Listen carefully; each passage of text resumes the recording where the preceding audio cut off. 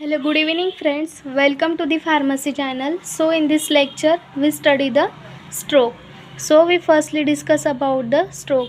So the stroke is the rapid loss of a brain function due to the disturbance in the blood supply to the brain. Or stroke happen when the blood flow to a part of a brain stops. So the stroke is also known as the brain attack or a cerebrovascular accident. तर स्ट्रोकमध्ये काय होतं, जो आपल्या ब्रेनला जो blood supply होत असतो तो अचानकपणे स्टॉप होतो.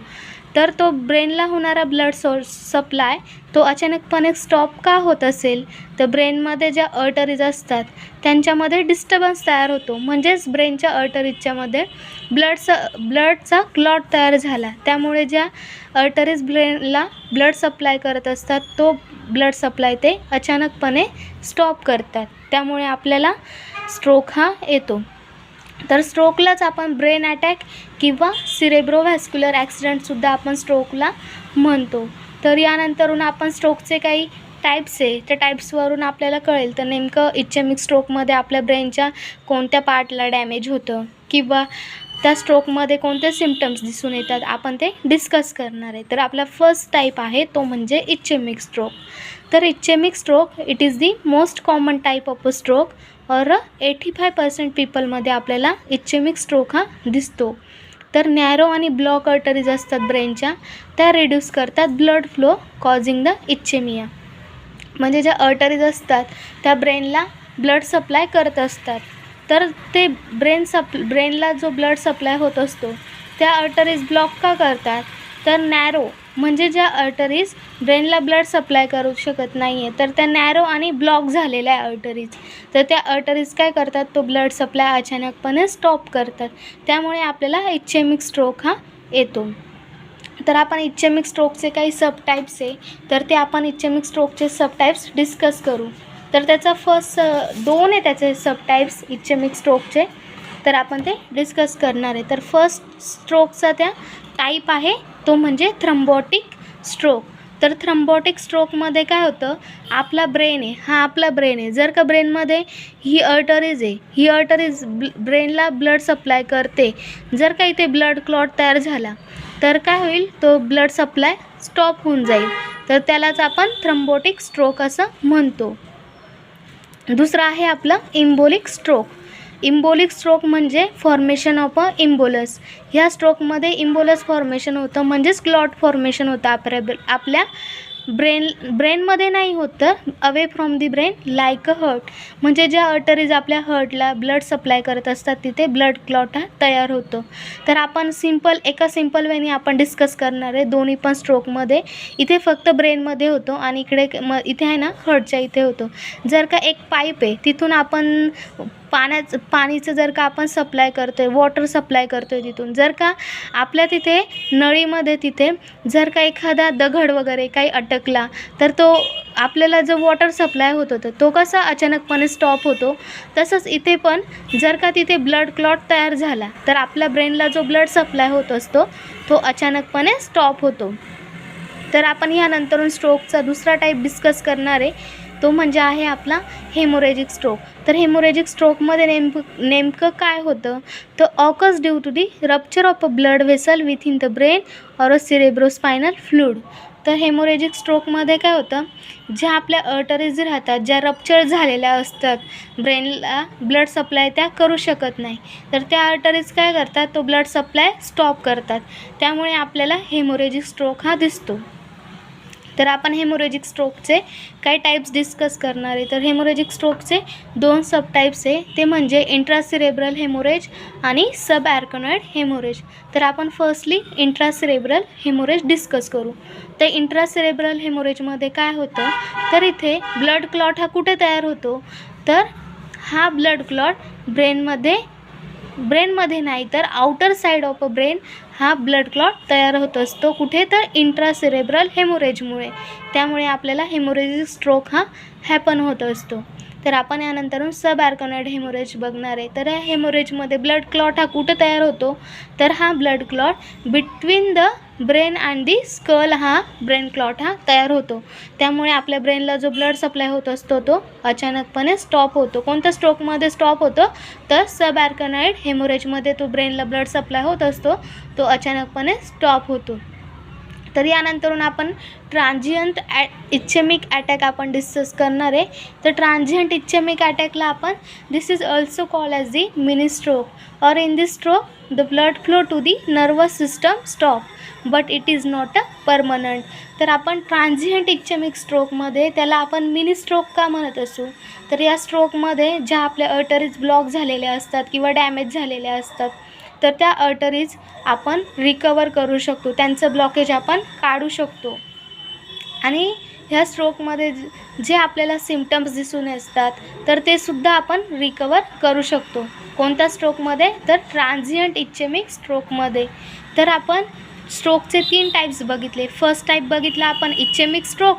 इच्छेमिक स्ट्रोकमध्ये आपण त्याचे 2 सब टाईप्स बघितले.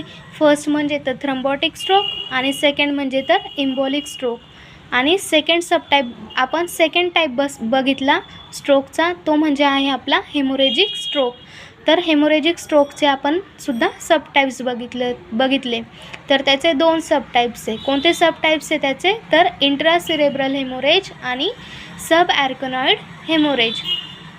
त्यानंतरून आपण स्ट्रोकचा टाईप बघितला, तो म्हणजे आहे आपला ट्रान्झियंट इच्छेमिक स्ट्रोक किंवा आपण त्याला ट्रान्झियंट इच्छेमिक अटॅकसुद्धा म्हणतो.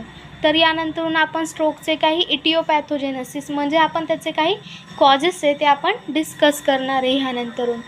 तर स्ट्रोकचे काय कॉजेस असतात आपण इमॅजिन करू शकतो, तर आपण डिस्कस करूया आधी. तर स्ट्रोकचा फर्स्ट इटिओपॅथोजेनेसिस म्हणजेच कॉज आहे जेनेटिक फॅक्टर आणि सेकंड आहे आपला डिसीज प्रोग्रेसेस लाईक अथेरोस्क्लेरोसिस. तर जेनेटिक फॅक्टर म्हणजे आपण विचार करू शकतो, तर जेनेटिक फॅक्टरमध्ये असा कोणता फॅक्टर आहे की त्यामुळे आपल्याला हा त्याचा कॉज असू शकतो स्ट्रोक येण्याचा. तर जर का आपल्या पॅरेंट्समध्ये स्ट्रोकचे सिम्पटम्स किंवा त्यांना स्ट्रोक आलेला असेल तर पुढे चालून आपल्यालासुद्धा स्ट्रोकचे सिम्पटम्स आपल्यामध्ये दिसू शकतात. तर हा त्याचा एक फॅक्टर आहे, म्हणजेच त्याचा एक कॉज आहे.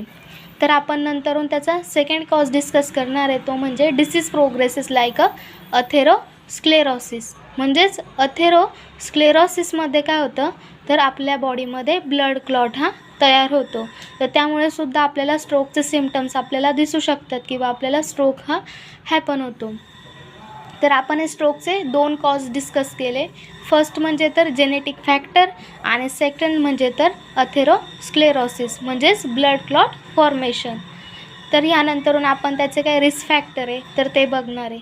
तर हायपरटेन्शनमध्ये म्हणजे हा आपला रिस्क फॅक्टर का असू शकतो, तर हायपरटेन्शनमध्ये काय होतो, जर आपला जो ब्लडचा प्रेशर असतो तो अचानकपणे वाढतो, तर ब्रेनचा ब्लड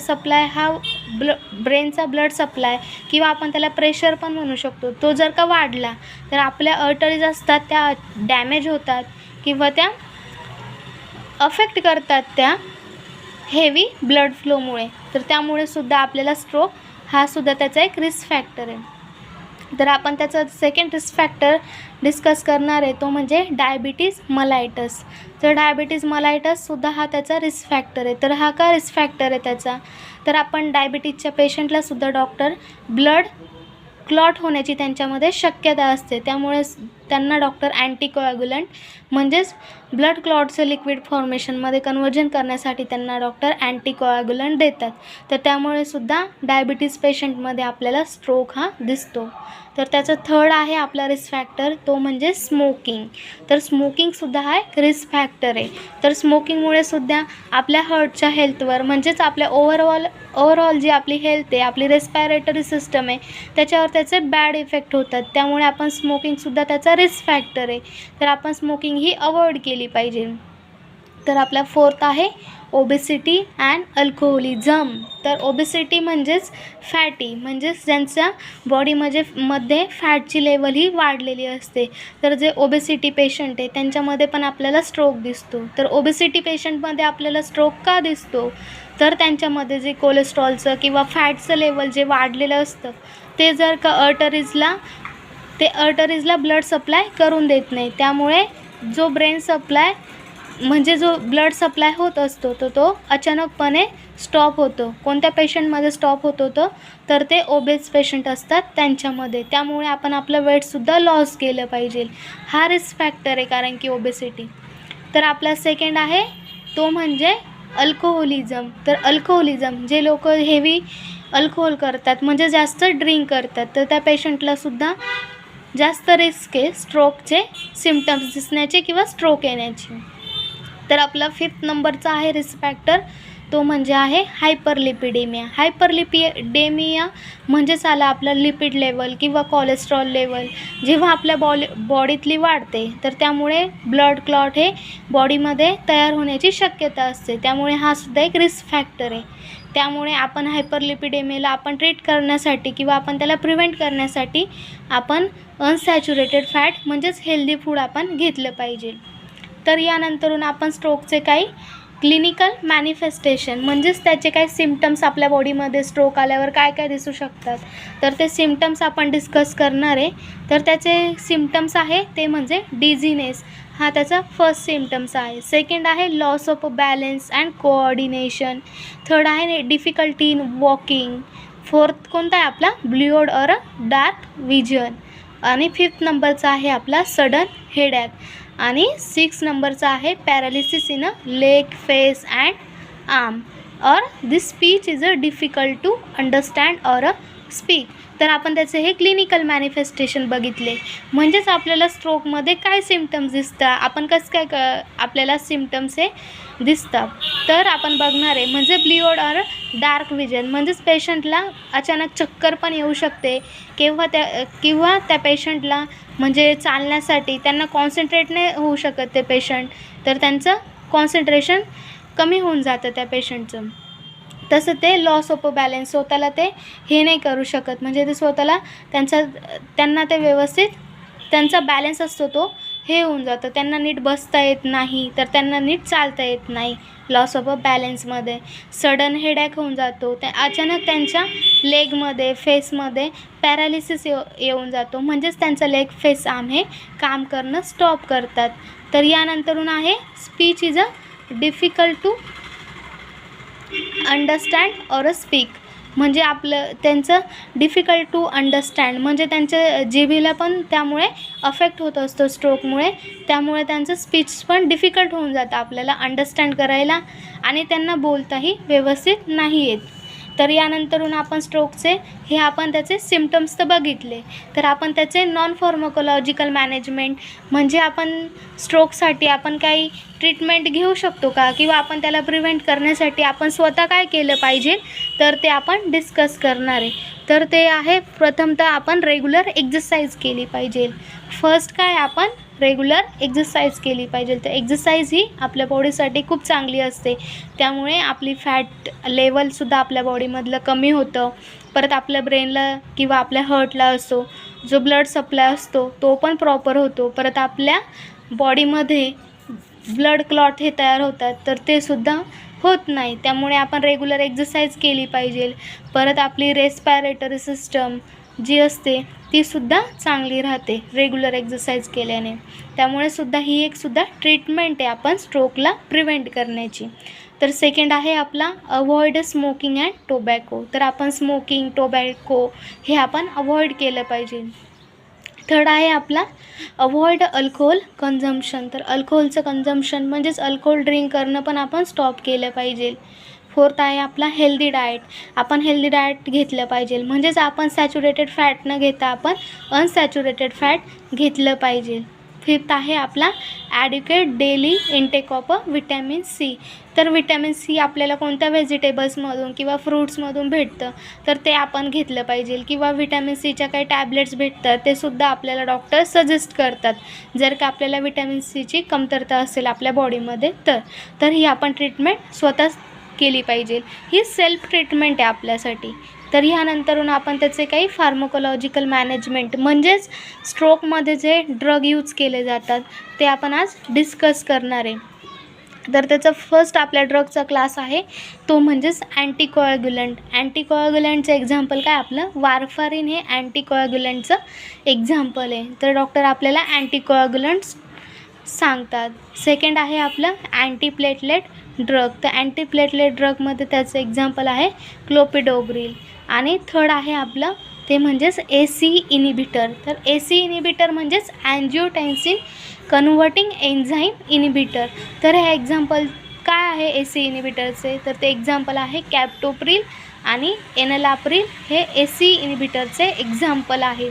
तर फोर्थ आहे आपला बीटा ब्लॉकर, म्हणजेच आपले ॲटेनॉल आणि प्रोपॅनॉल हे आपले बीटा ब्लॉकरचे एक्झाम्पल आहे.